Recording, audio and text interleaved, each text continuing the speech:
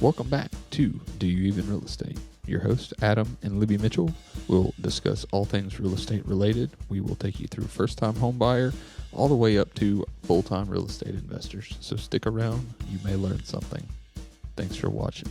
We appreciate y'all. All right. Welcome back to Do You Even Real Estate? And today on the podcast, we have Libby for the first time. I know in episode 000, we talked about a little bit about how to get your finances in order before you even think about purchasing a house. But today we have the lovely Libby Mitchell here, who is a full-time real estate agent. And today we're going to talk about the top 3 first-time homebuyer most asked questions. We thought that was kind of a good way to kick things off. So let's just jump straight into it. We've got 3 questions to go over, and if you stick around long enough, we have a few extra bonus questions that may help some of you out. So to start off, one of the first most asked question is, what is a pre-approval and why do you need one before you start looking for a home? So I'm going to turn it over to Libby, the real estate agent, and let her explain all of that. First off, hello everyone that is listening. And all of this, I should preface, applies to at any point in time that you might buy. So whether it's a hot market, a slow market, any market, this is just a few things that you need to know. So I'm going to repeat the question that Adam asked me and then kind of go into it. What is a pre-approval? Why do I need one before looking for a home? Mortgage pre-approvals usually require a hard inquiry on your credit report. So it's like a credit pull. So if you go to buy a car and you're doing it on credit, it's kind of the same concept. It's going to temporarily impact your credit score, not by much though. And when you find a lender, and I recommend getting with a local lender, I myself, if you want to contact me for any real estate needs, can help you out with that. Or if you're not in the Birmingham area, you're outside of the Birmingham area, this applies to you too. It's always nice on the receiving end. Let's say I have a listing, so I'm selling somebody's house. I almost always recommend the seller go with somebody who has a local lender instead of the online lenders that are just super fast. They just kind of approve you without really knowing what you can afford, so to speak. So long story short, you want to go with a local lender. So when you have multiple hard inquiries, which means, let's say I contact Regions, Synovus, Cadence Bank, Wells Fargo. Let's say I contact any of these and it's within the same kind of time period. Credit bureaus usually count them as a single inquiry. So it's not like you're taking a hit, and another hit. It's normally kind of grouped together. It's designed so the consumer can shop for the best rate. So it's designed for your benefit as the buyer. Yeah, and I just want to jump in there and say, from my perspective and just buying homes. We're on house number 3, I should say. Yeah, we've had 3 homes. So from the non-realtor perspective, once you, if you are buying with a mortgage and needing a pre-approval and all that, do shop around, because once you, like Libby said, once you get that first credit pull, it's not going to hurt your credit any more than it's already done. Shop the most that you can within that time frame, because it doesn't hurt. It only helps you. So yeah, look around. So yeah, it's like you don't buy a car at the first car lot you go to. You know, you shop around for the best price. You're doing the same thing. So I'm going to keep going. So when you get, connected with a loan officer, they're going to ask you all the annoying things, like information about your employment, income, assets, liabilities. And you're going to do some paperwork, and it's going to suck, but it's going to be okay.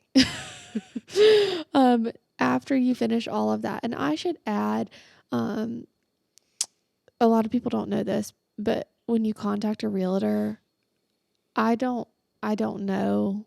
You may in passing tell me like where you work, like what you do for a living.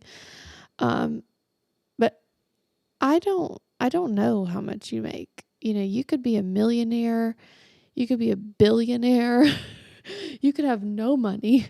My point is the only thing I know is what's on the piece of paper from the lender. So if the lender says you're approved for $500,000, and you want to shop at $500,000, that's great.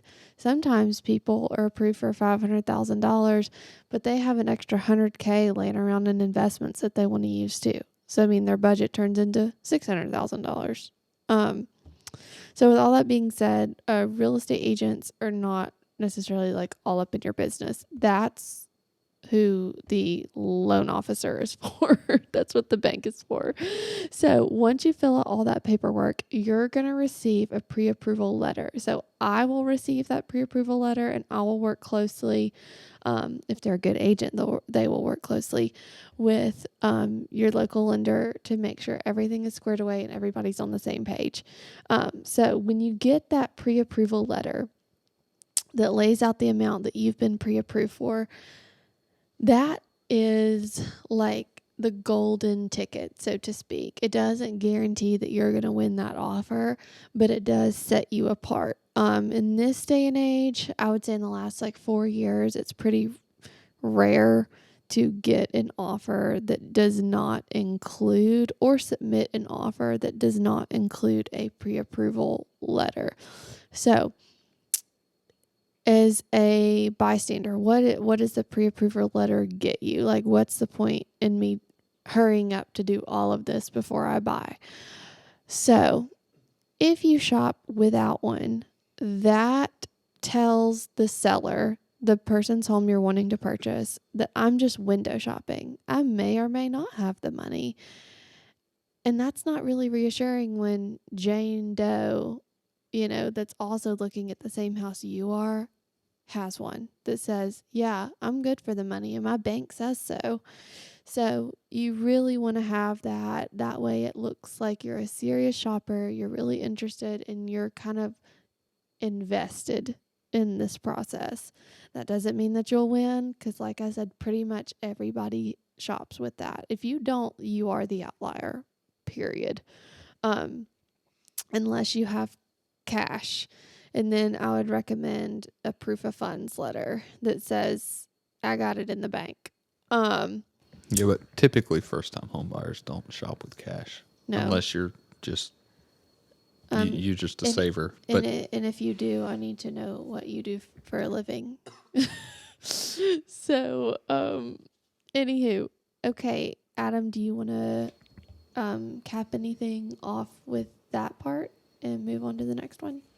No, I think that yes, I think that sums up what a pre-approval is, and thank you for explaining that. That's going to help a lot of people out, I think. But anyway, moving on to the second frequently asked question from a first-time home buyer. What are the benefits of owning a home over renting? And yes, there are sometimes benefits to renting over owning a home, but 9 times out of 10, if you're thinking about buying a home or you're wanting to buy a home, you want to know what benefits me when I'm buying this home. Like, why would I want to own this house instead of renting? So what are your thoughts on that, Libby?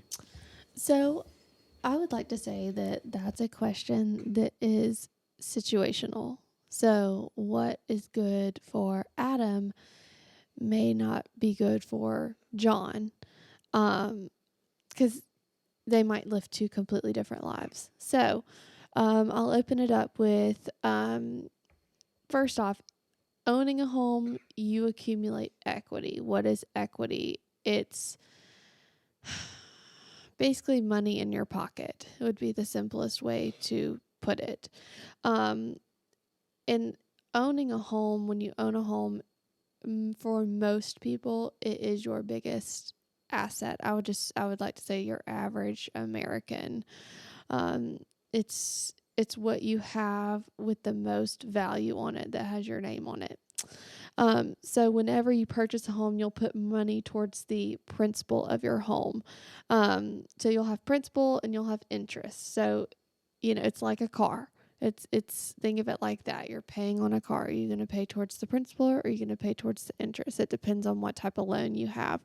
But all in all, you will eventually be paying towards the principal of your home, meaning you're actually paying money into your home. So think of it like a big savings account, or like a forced savings, if you will.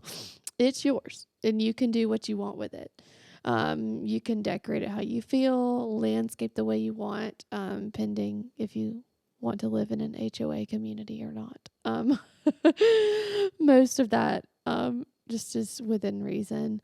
And your home will likely appreciate over time. So let's say you paid $100,000 for your house in 2001 and you live in a highly desirable location. Today, that home might be worth $500,000. So your return on investment, your ROI, is $400,000. That's what you're going to net at the end of the day. Or 2021 for that matter. If you bought a house in 2020 or 2021 and you're sitting selling pretty. it now, depending on what location you are. And now we're in central Alabama, so it's the areas that we know have greatly appreciated. Which Yeah, is I mean, like, bizarre. you're sitting great, so that's a great return on investment.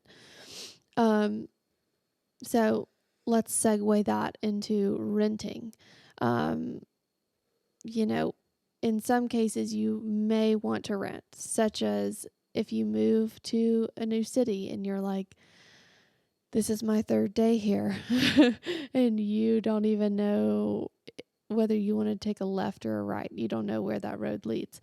I would say live there for a year, or 6 months, figure out where you like to be, where your favorite restaurants are, where's your grocery store you like to shop at.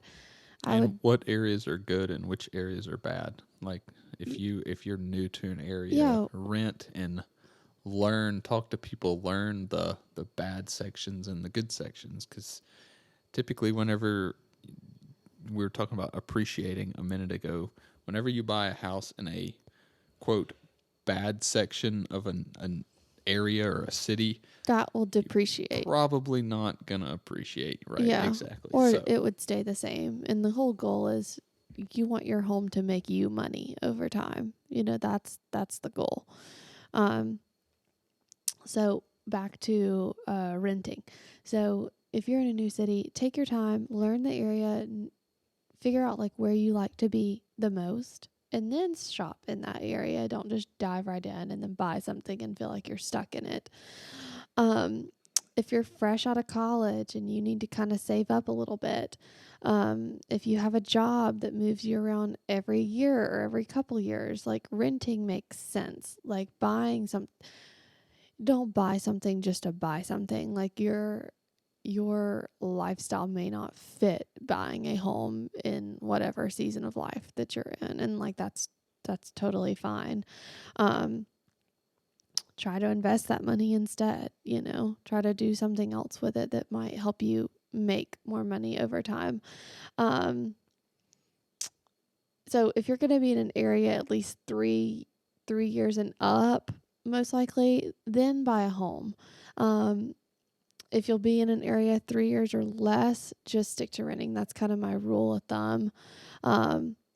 Because you'll either like see a return on your investment, or likely it would probably just stay the same. Like if I bought a house today and then I turned around in a year, it's kind of a toss up, depending on the market and a couple other variables.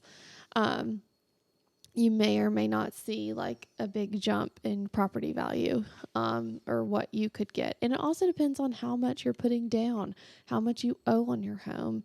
You may break even, it's not always like, oh yay, I made $400,000. Like, you have to be in it and pay down on it to actually like make your money back, so to speak, and then some. But also too, whenever you say live, if you're going to live in an area for 3 or more years, you could, if you have that's job dependent, right? So like if you have a job where, we'll take the military for example, that you bounce around from military base to military base and they move you every 8 months to a year. Well, you don't want to be stuck with a house in, Yeah, that's a I nightmare. don't know where all the military bases are, but like In Savannah, Virginia. Dallas, we'll Yeah. just use cities for, you don't want a house in Savannah, Georgia that you're trying to sell.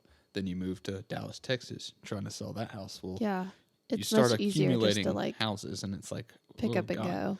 So, but yeah, if you're going to stay in a area 3 or more years and you like the area, you're comfortable with the area, you know the area, you know the good parts, you know the bad parts, then think about buying, because it would be in your best interest in setting yourself up for the future to go ahead and buy a home. Right. And I will add to that. So you'll hear a lot of conversation about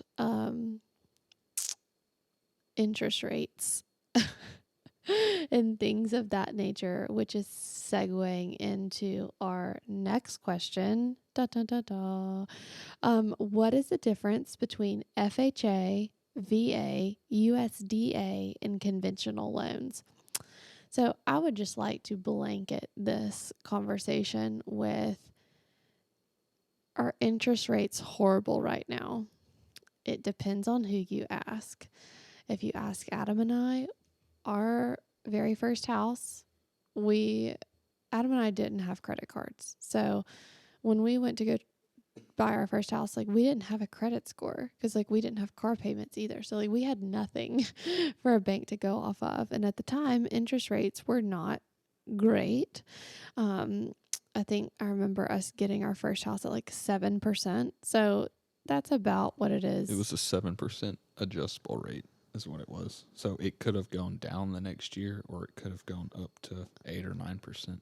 Yeah. And that was before we really knew, or I really knew what an adjustable rate mortgage is. But we're not even going to get into what that is. No, this is just the basic. If somebody tells you to get bread and butter. an adjustable rate, Don't. interest rate run, they're not for you. They're blowing smoke up your tail, and they're just trying to make money off of you. Agreed. What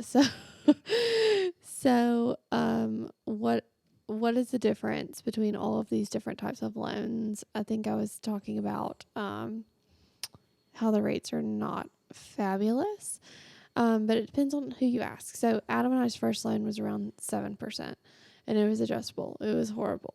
I mean, it was affordable.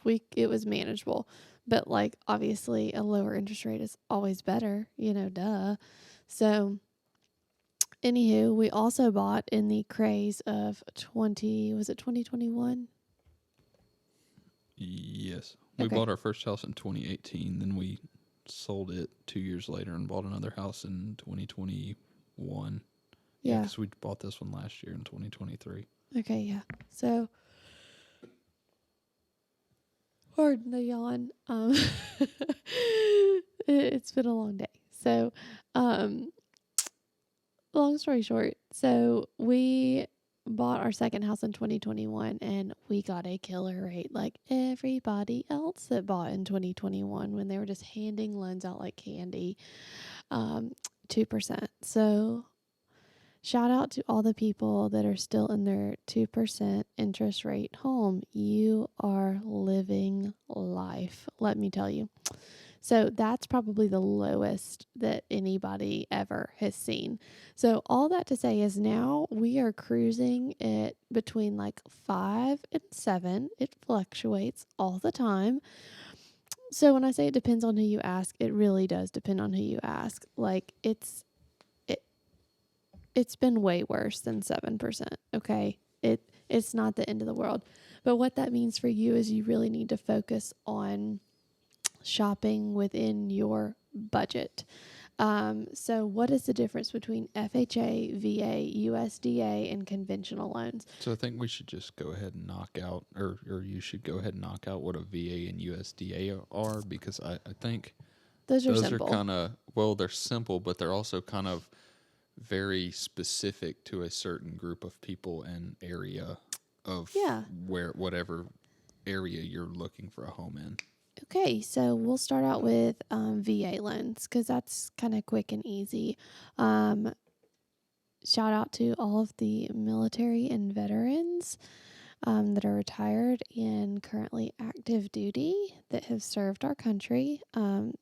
Shout out to you guys and thank you. That is for you. So a VA loan is run out of the Department of Veteran Affairs, and most banks offer um, something of the sort. It's available to active duty service members, veterans, and their surviving spouses.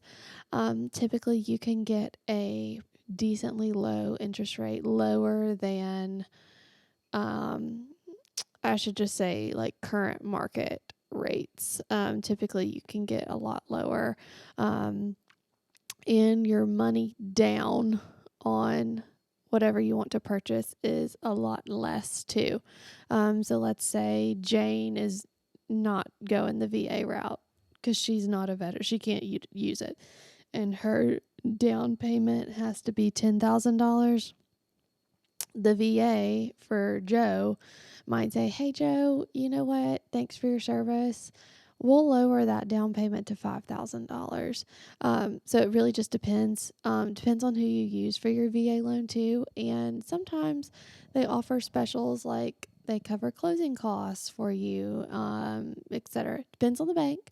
That's why you shop around, is because you want to know what they can offer you. Because at the end of the day, you are paying them.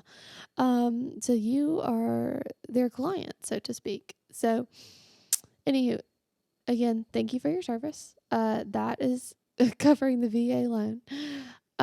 Next is USDA. So I that, would can I jump in there real quick? yeah, I was doing a little research, and VA loans, you can get them where there's no money down, like you don't have to yes, put money down, and there's also no PMI on a VA loan that you don't put money down. And typically, to get rid of PMI, you have to put 20% down. So that's another reason to go the VA route if you are a veteran. So good keep deal. keep going. Thanks for that extra tidbit. So, um, USDA, U.S. Department of Agriculture. So, typically these are found in rural areas, or what's considered outside a metropolitan area is typically what, when you can qualify for that. So you'll notice on like the multiple listing service. So the MLS is what the realtors refer to it as. Um, let's say the house that we currently live in. We live slightly outside of the Birmingham metro area.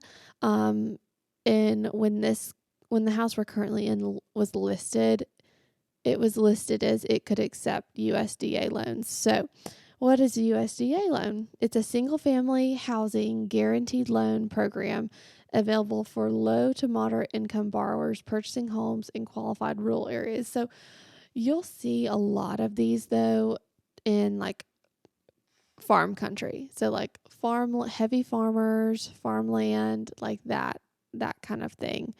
Um, that's where you will see these the most. You really, even if you're just on the outskirts of town, you most likely won't see these very often.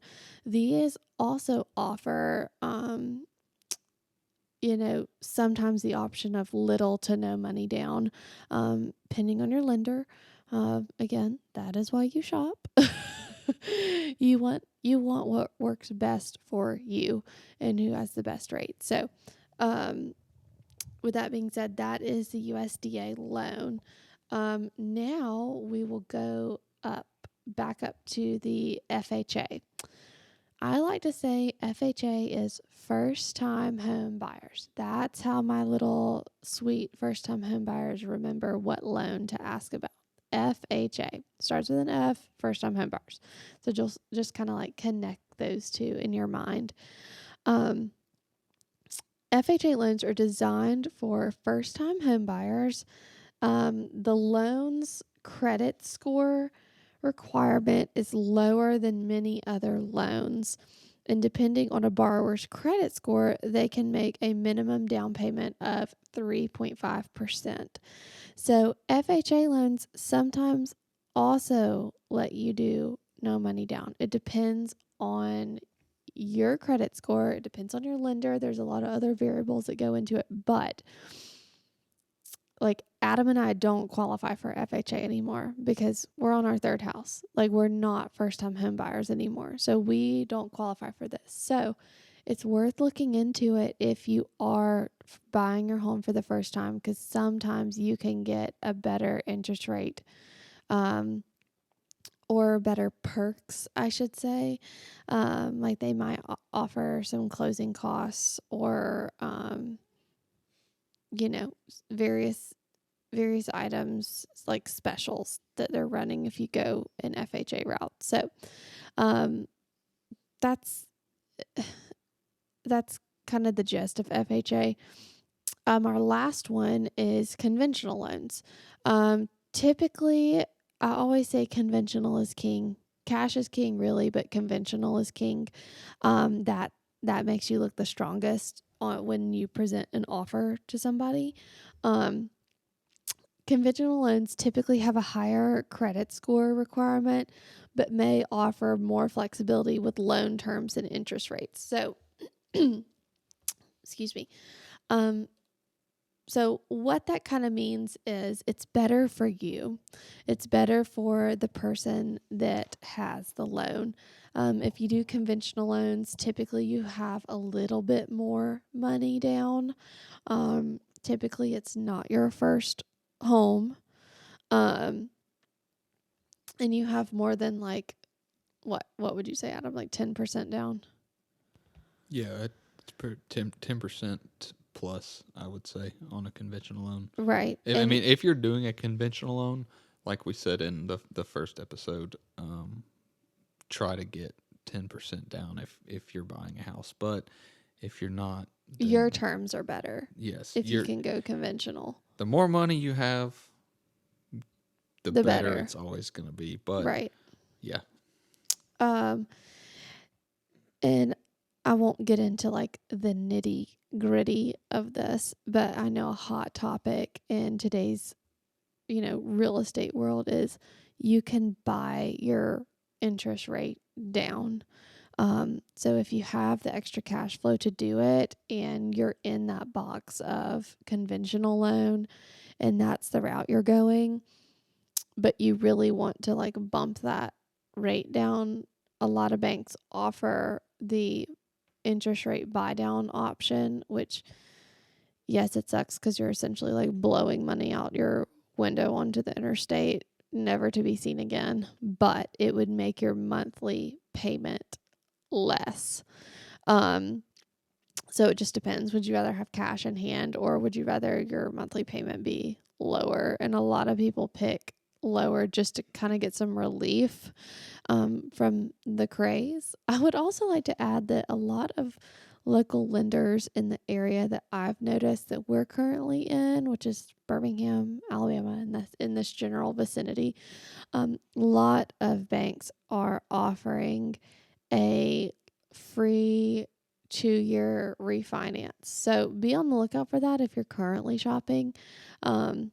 If your bank's not offering that, maybe ask like, hey, are y'all thinking about doing anything like this? I know there's some programs out there with other banks that are. So what that means is, let's say today's interest rate is 7% and you're sad, but you still want to buy a house. Let's say the rate next year comes down to 4% and you're like, oh my gosh, I love it. your lender will offer you a free refinance. You'll probably still have to pay closing costs. And if they waive closing costs and they're doing a free 2-year refinance, I would 100% go with them, by the way. Um, but you might have to pay closing costs again. But they're kind of, giving you an olive branch of, hey, like, we understand it sucks right now, but we're offering for it to not suck in the future. So, so that's another kind of interesting tidbit that I'm kind of seeing out there right now.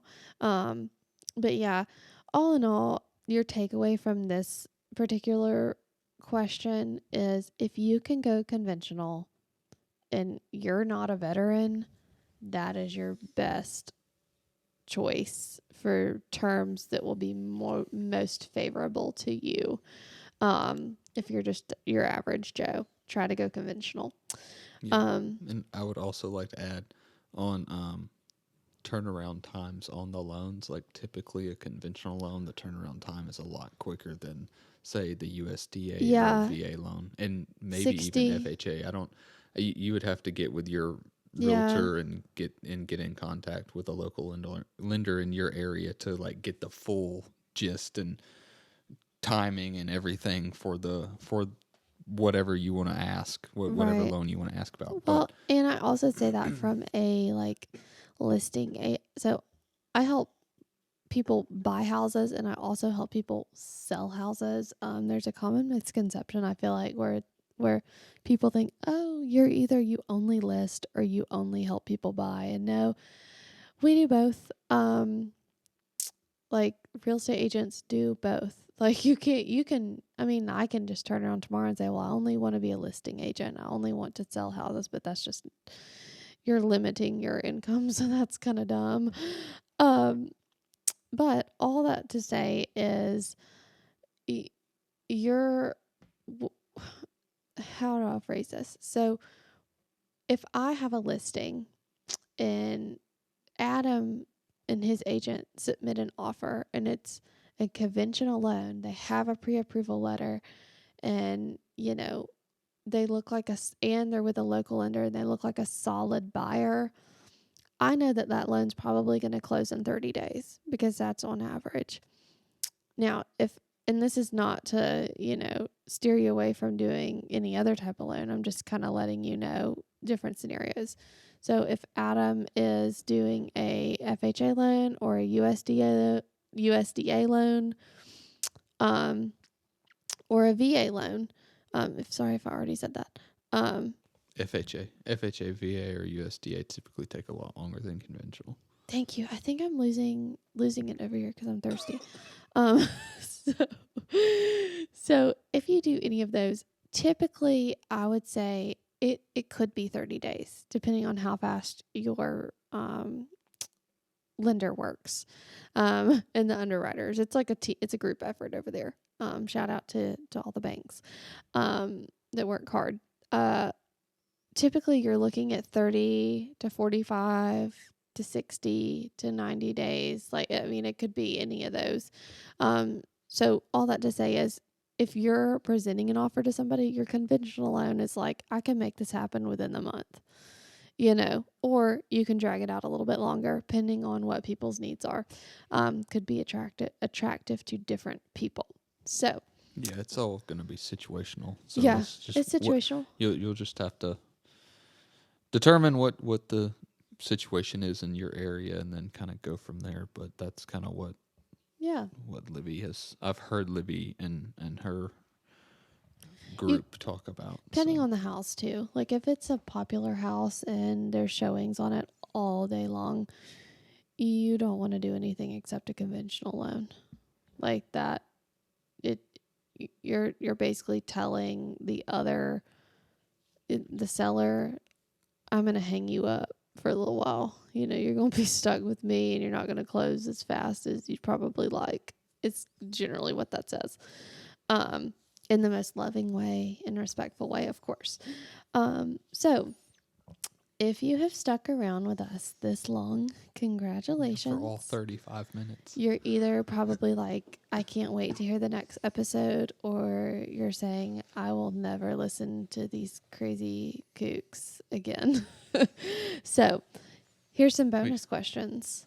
And this is just kind of like in addition to, These are actually super important, whether you're a first-time home buyer or a seasoned investor buying, your 15th rental property. You should really always be asking the current homeowners this, and they are usually obligated to tell you, and they will usually just tell you anyways if they're yeah, a nice person, right? Most people are nice. And this is when it gets to, you want to go ahead and have that pre-approval before you start shopping. Okay. It's like, if you're a girl, you'll get this analogy. It's like going to try on the Jimmy Choo shoe, falling in love with the Jimmy Choo shoe, and then realizing you're in Steve Madden. And I say that because I like Steve Madden. There's nothing wrong with Steve Madden, but it's not going to feel like Jimmy Choo, So I like to never take people to homes that are outside of their budget. And you also have to remember, what is my budget? Like, how much can I afford with a mortgage plus utilities? Which leads us into our first question. How much, or first bonus question, I should say, how much are the utilities per month? So you need to know what kind of monthly payments you will have aside from your mortgage. What are the power, water, gas, electricity bills, sewer bills, like your internet. So what I typically like to tell my buyers, because sellers, they've done this before. They know what to kind of expect. So I absolutely hate it when someone says, "Ooh, I love this house. I want to put in an offer." And so after we submit the offer, or in addition to, it happens kind of like at the same time in your paperwork when you initial on the dotted line, so to speak, you will get a net sheet. What that net sheet says is a price breakdown, including closing costs, of what it will take to get to the closing table. And I say that to say is closing is not cheap unless somebody wants to pay for it for you, which is a possibility, but most of the time you will split it, which kind of leads me into my segue of, I hate it when somebody says, "Oh, I love this house. This is exactly what I want." And then they work out, "Oh, crap. We have to pay for the power bill too. We have to pay for groceries. We have to pay for life." And that's just sad. Like, everybody has to do it, yes. But it's sad when you find that dream home and then you're like, but crap, I didn't think it through all the way. Like, that's not fun for anybody. So kind of know going into it, like, how much your current bills are, I would say. And then depending on the size of the home, just either, add or subtract to what your monthly payment might look like. Yeah, because you can usually add another 300 to, depending on the size of the house, $450 just in utilities, just in power, water, and gas. Yeah. Your gas bill or your sewer bill if you're on sewer. Right. And that's on top of your monthly mortgage payment. And I will say this, I always tell my buyers this: go on Zillow, Google the house that you're really interested in, and scroll down, and about halfway down, Zillow has a really cool tool where you can put in, here, I'll just pull it up on my phone really quick. That way I can kind of generally tell you. So you're going to scroll down to the part where it says monthly payment calculator. So you're going to, and I'm not a Zillow expert, so just hear me out. But you can plug in, if you click on principal and interest, what your home price is. So if you offer over that, just plug in whatever your offer is on the home, or under that, vice versa. Your down payment, even if it's zero, and then there's a little spot under loan program. And typically, if you go conventional, it's going to be a 30-year or a 15-year. 30 years the most common, 15-year is the least common. And then you're going to plug in your interest rate. Then it automatically plugs in property taxes and an average of like home insurance and HOA fees. It does not include your utilities, but that can kind of give you a kind of a rough, very, very rough, hear me out, very rough estimate of what your monthly payment might be. So, and I always tell them to like look at it before you contact your agent. Are you happy paying this number every month? If you are, then go see the house. If you're not, don't go see the house, because you're going to love it. And then you're going to be sad that you can't buy it. So that's a good rule of thumb. Adam and I actually operate off of that rule of thumb, and it has helped us not fall in love with something that we can't have. And I think that's really important, because then it's just going to create arguments and fights, and it won't be fun for anybody. And then neither one of y'all want to buy a house. Okay. Yep. Okay, so the second bonus question, and this is something I like to, just in watching my parents buy houses over the years, and us buying 3 houses, you always want to ask the seller, how old's the roof? How old's the hot water heater? And some of this is listed in right. like agent notes that we would see. So if I take you to a house, I will have already asked that agent what the age is of all of these things if it's not listed, because it's important to know. Right. Sorry, I didn't mean to interrupt you. No, you're good. I didn't realize that. I don't know if. So anyway. And it just depends. And then how old is the air conditioner? Yeah, because if you're coming from renting, I will also say this: renting or living with your parents, or XYZ, not owning a home, basically. If you're renting, none of that is on you. Right. We talked about that a little in the first episode. That is all on the property management company or whoever owns your apartment complex. When you buy a home, let's say it is the middle of summer in Alabama and your air conditioning runs out. Let me tell you something. You're going to go get an air conditioner, and you're going to either have the money to pay for it, or you're going to put it on a credit card because you don't want to die. That's not an exaggeration.